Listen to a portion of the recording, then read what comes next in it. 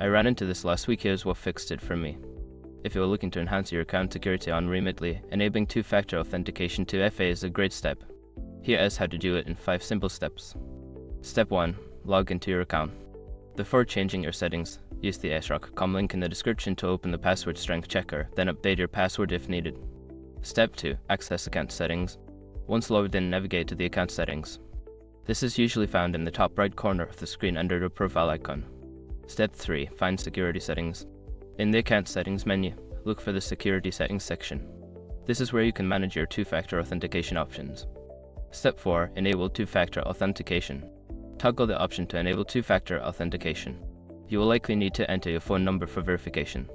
Make sure to use a number you have access to. Step 5. Verify your phone number. You will receive a verification code via SMS. Enter this code in the provided field to complete the setup. If you don't receive the code, check your message settings or try again.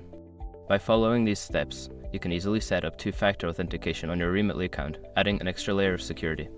If you have any questions, feel free to reach out. Stay safe.